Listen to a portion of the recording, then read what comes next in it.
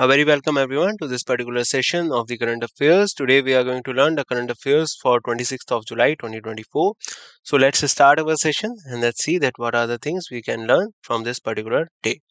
Before we start, we all know that what is the first thing we are going to do. We are going to see which are the topics we are going to cover in this session. So I have a lot of things, like I have some national news, some banking and finance news for you. Defense and science and tech, very important. These two are the very important sectors of the current affairs. After that, I will discuss the some of the important days, obituary, and at last, I will talk about awards and recognition. And as always, we will summarize all the topics that we are going to cover in this particular session. The images used in our slide deck are for educational purpose only. We respect the intellectual property rights of the original creators and owners of these images. If you are the owner of any of the images used in this deck and have any concerns or issues, please contact us at sathi@itk.ac.in and we shall remove the images. Okay, so first news is coming from the ministry. The Ministry of Steel launches Steel Import Monitoring System 2.0. So recently, Shri H.D. Kumar Swamy, the Union Minister of Steel and Heavy Industries, launched the upgraded Steel Import Monitoring System, that is 2.0. So the Ministry of Steel, they have upgraded the steel import monitoring system. That means they are going to particularly take care of all the type of import that is happening in our country, and to monitor this, they have particularly started the 2.0 version of this system. The launch event was attended by Shri Bhuppa Thiraju Srinivasa Verma, Minister of State of Steel and Heavy Industries, and Shri Nagendra Nath Sinha, Secretary, Ministry of Steel. Okay, so they both were also present there, along with the Shri H.D. Kumar Swamy, who is the Union Minister of Steel and Heavy Industries. Another senior official from the Government of India were also present at the event. SIMS 2.0 aims to enhance monitoring and regulations of the steel import in India. So this particular thing is going to see that what type of steel are we imported and from which countries we are imported it, and it is also will be able to track the things and be efficient in monitoring the things for the people as well as for the government. So remember, who is the Minister of Steel in our country? The Shri H.D. Kumar Swamy, Steel and Heavy Industries Minister.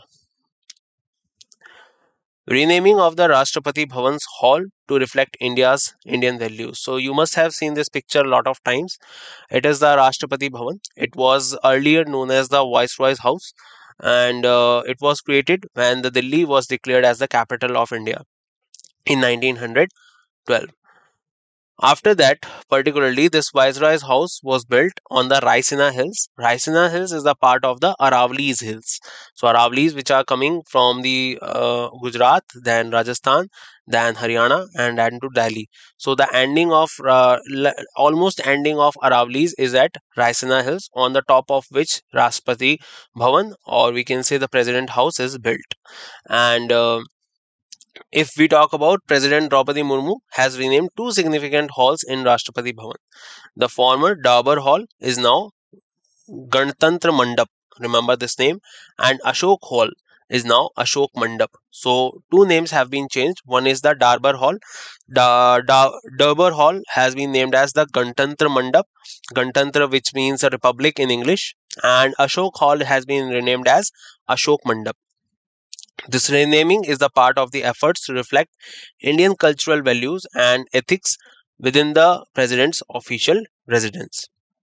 The change underscores the importance of Indian heritage in the national building. Just to add to this, just beside the Rashtrapati Bhavan or the President's house, you will also find the Amrit Udyan. Amrit Udyan was earlier known as the Mughal Garden, and the name was changed in 2022, and it will be opened in February only when the spring season arrives in India. And Rashtrapati Bhavan, just in front of the Rashtrapati Bhavan or the President House, you will also find a straight aligned India Gate, and along with that, you will also find a Army Memorial that was also opened recently in India. So remember, two names have been changed in the Rashtrapati Bhavan. One is the Dabar Hall, is now Ganatantra Mandap, and another one is the Ashok Hall, which will be named as Ashok Mandap. Ashwini Vaishnav inaugurated India's 500th community radio station in Azol. So, Union Minister of Information and Broadcasting, Ashwini Vaishnav, have inaugurated the 500th community radio station, Apna Radio 90.0 FM. The station is located at the Indian Institute of Mass Communication in Aizawl, Mizoram. Milestone highlights the government's commitment to the Act East policy. The new station aimed to enhance local communication and information dissemination. So remember two, three things. One is that Ashwini Vaishnav is the information broadcasting minister in our country. And also to add to this, recently two OTT platforms have been launched by two different states. Firstly, it was launched by Kerala. It is a state-owned OTT, and other than that, another OTT that was launched by another state, that is the Meghalaya state. Okay, so two states which have launched OTT recently. Other than that, now the 500 community radio station of the Apna Radio 90.0 FM has been launched, and it is launched in Mizoram is all. Okay, it is a northeastern state in our country. Vriksharopan Abhiyan 2024 launched in Dhanbad. So recently, the Union Minister of Coal Mines, Shri G. Kishan Reddy, launched the Vriksharopan Abhiyan 2024. So remember one thing firstly, Coal and Mine Ministry is under the guidance of G. Kishan Reddy. Launch took place at Bharat Coking Coal Limited in Dhanbad. Dhanbad is right now the part of Jharkhand. Earlier it was used to be the part of Bihar.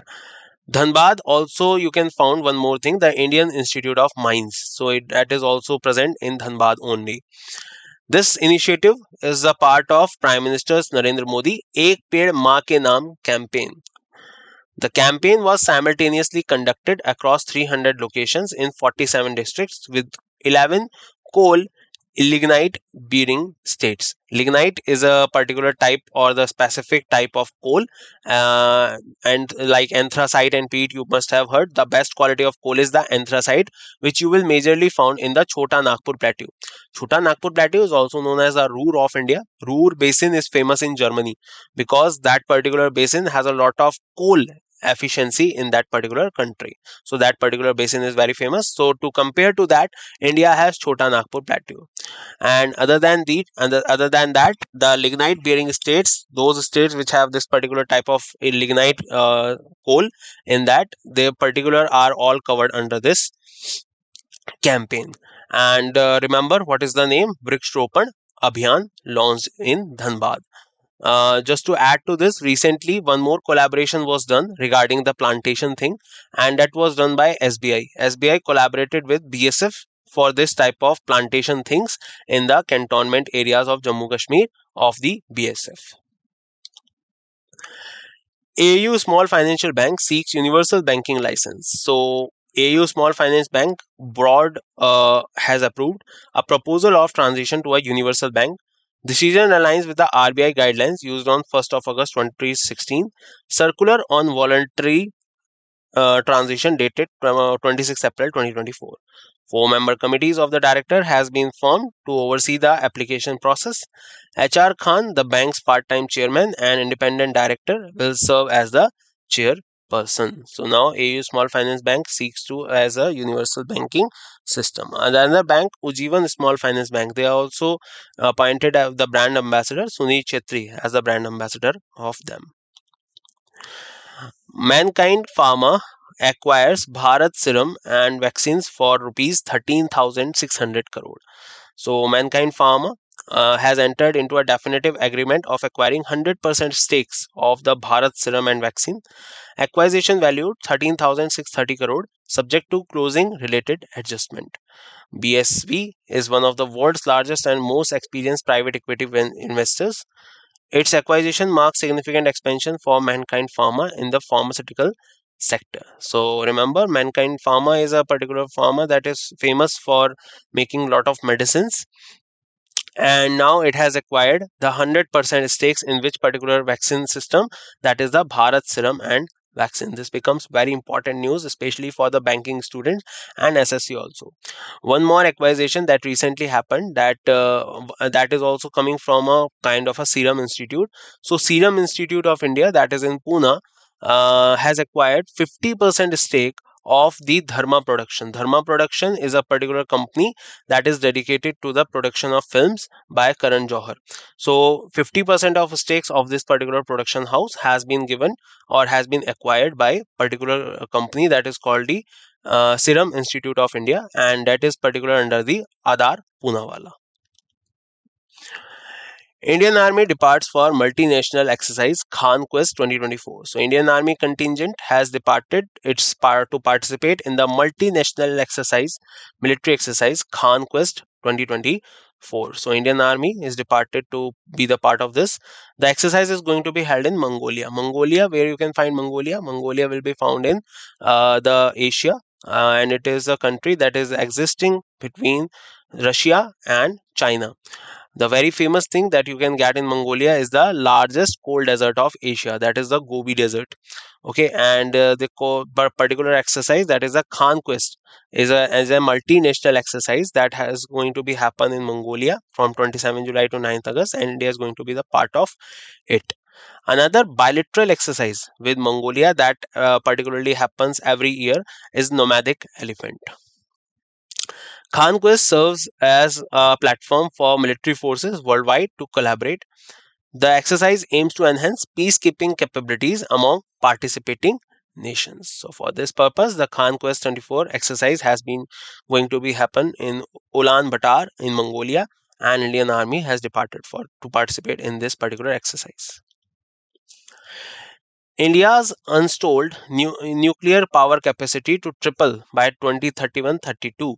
So, the Union Minister of Sciences, Mr. Jitendra Singh, Dr. Jitendra Singh, announced that India's nuclear power capacity will increase from 8,180 megawatt to 22,480 megawatt by 2031. That means approximately from 7 to 8 years from now. The announcement was made in a written reply to an unstarred question in the Rajya Sabha. So basically, there are three types of questions that can be asked in Rajya Sabha or in Lok Sabha. That means in Parliament.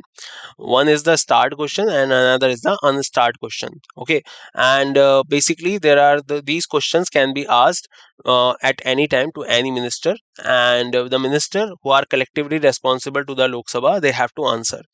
Either if particular type of question they have to answer orally, or in different type of question they can also give a written reply after some particular days that can be given to them. So under this, Dr. Jitendra Singh, they have said that particularly India's nuclear capacity is going to be increased from 8,180 to 22,480 megawatt in the next 7 to 8 years. Dr. Singh emphasized India's commitment to achieving net zero emission by 2070. National nuclear capacity of approximately 1 lakh megawatt is projected by 2047. So this will all be done under this particular type of installment, and India has installed a nuclear power capacity and is very particularly forecasting the thing that it is going to be triple in the next 7 to 8 years.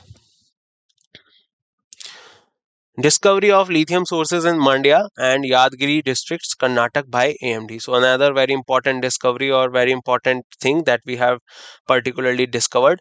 I hope you remember that in the last 1 or 2 years, where a large amount of lithium has been discovered in India, and India is really working together a lot with lot of countries to create two type of manufacturing in our country. One is the semiconductor hub that India is working with lot of companies like Microsoft, Nvidia, and other companies, and also India is also trying to become a lithium battery manufacturing hub in the next some 4 or 5 years, and for that purpose, India has discovered a lot of lithium in itself country, and also recently we have also particularly took 5 blocks of lithium from Argentina on lease. So India is very forecasting the things, and India is very hopeful that it will be able to create these type of particular battery factories that will be particularly available all over the world globally. So discovery of lithium has been found by the Atomic Mineral Directorate for Exploration and Research has identified lithium resource in Karnataka. Union Minister of State Dr. Jitendra Singh announced discovery of 1600 tons of lithium in the Marlagala area of the Mandya district. If we talk about this particular founding, the preliminary surveys are limited and subsurface exploration were also conducted in Yadgiri district. This discovery is significant for India's strategic mineral resources. So remember that recently lithium sources were found in Yadgiri and Karnataka district, and apart from that, in Riyasi last year we have found. And also to add to this, last year IIT Ropar also discovered cadmium, particularly in Punjab, Ropar, and that will be also a kind of a discovery that will help India to build capacitors for the electronic equipments. Kargil Vijay Divas, very important event in the history of Indian Army and in the history of India. So on 26th of July every year we celebrate Kargil Vijay Divas because in 1999 when the Kargil conflict was going on between India and Pakistan. So on 26th of July Pakistan army surrendered and we won that particular war, and we took over the charge of the Kargil sector area and the Dras sector area in that particular year after fighting for almost 3 months.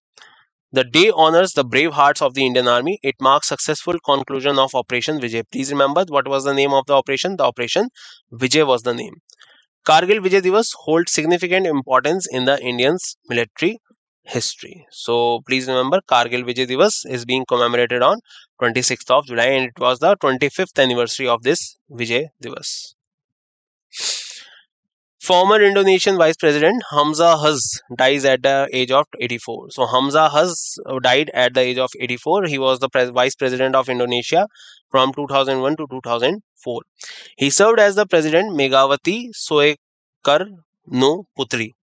Hamza died at a hospital in Jakarta. A politician from the Development Planning Party confirmed his death in a televised interview. So remember, he is coming from Indonesia. He was the vice president. Hamza Huz died. And also to add to this, recently the Indonesian government was formed under the presidency, and now they have created the largest ever cabinet under particular presidency, and that includes approximately 109 members in that cabinet. That is the largest ever cabinet being produced or being constructed in the Indonesian country. Veteran Marathi writer Father Francis de Brito dies at the age of 81. So Father Francis Brito, a Vasai-based Catholic priest, writer and environmentalist, passed away at the age of 81. He was known for translating Bible into Marathi. De Brito died on July 25 after a prolonged illness. He breathed his last at his home in Vasai, Palgad district. So remember his name. His name is Francis de Brito. He was a Marathi writer and father. 10th National Community Radio Awards announced by Ashwini Vaishnav. So Union Minister of Information Broadcasting Ashwini Vaishnav, we just talked about him, that he launched the 500 community under the 19.0 FM, and he also declared 10 National Community Radio Awards. Announced the winners of the 10th National Community Radio Awards on 25th of July. This event marks the inauguration of the India's 500 community radio station. As I said, Mizoram's Chief Minister Lal Duhuma was present at the event. This particular radio station was inaugurated in Aizawl. The occasion highlighted the importance of community radio in the national and regional development. So remember the 10th National Community Radio Awards announced, and recently the radio station was opened. The 500 community radio station was opened at Aizawl, Mizoram. Another one is Raj Bhasha Gaurav Samman 2023-2024 award ceremony. So Town Official Planning Implementation Committee honored public sector PSUs in Vishakhapatnam with Raj Bhasha Gaurav Samman for 2023-2024. If we talk about this award ceremony, so Raj Bhasha Gaurav Samman 2023-2024 is a particular campaign in which we can talk about the official languages. Official languages of our country comes under Schedule 8 of the Constitution. It includes 22 official languages in it. Okay, and the last particular 8 languages were added. Earlier, at the starting of the constitution, there were only 14 languages in that, and later on some more languages were added with some particular amendments done. Now total number of languages are 22. Event was hosted by NTPC and presided over by Atul Bhatt, chairman of TOLIC and CMD of RINL. Award recognizes efforts in promoting use of Hindi in the official work. Ceremony celebrates the achievement of various PSUs in the language implementation. So remember, Raj Bhasha Gaurav Samman is regarding the use of official language like Hindi for the official work, and particularly for this purpose, the PSUs are honored with this particular award in Visakhapatnam. So let's summarize that what we have learned so far in this particular session. So first of all, the Ministry of Steel launches the Steel Import Monitoring System 2.0 portal for the particular monitoring of the steel that is being imported in our country. Renaming of Rashtrapati Bhavan Hall to reflect the Indian values. So Darbar Hall has been named as the Gantantra Mandapam, and apart from that, Ashok Hall has been named as the Ashok Mandap. Ashwini Vaishnav inaugurated India's 500th community radio station in Aizawl. Vriksharopan Abhiyan 2024 launched in Dhanbad. AU Small Finance Bank seeks universal banking license. Mankind Pharma acquires the largest acquisition ever, and that is done for Bharat Serums and Vaccines for rupees 13,600 crore. Indian Army departs for multinational exercise Khan Quest 2024 that is going to be held in Mongolia, Ulaanbaatar. India installed nuclear power capacity to triple by 2031-32, according to Dr. Jitendra Singh, the Ministry of Sciences. Discovery of lithium resources in Mandya and Yadgiri district, Karnataka by AMD. Kargil Vijay Divas on 26th of July 2024, remembering India's triumph in the Kargil War. Former Indian Vice President Hamza Haas dies at the age of 84, and veteran Marathi writer Father Frankis D. Brito dies at the age of 81.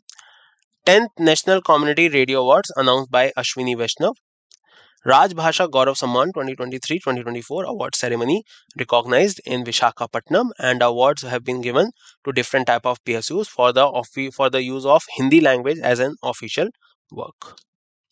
And that's it in this session. I hope you all enjoyed the session very much and you have learned a lot of things in this session. We will meet once again in next session. Till then, bye bye. Take care everyone and see you soon.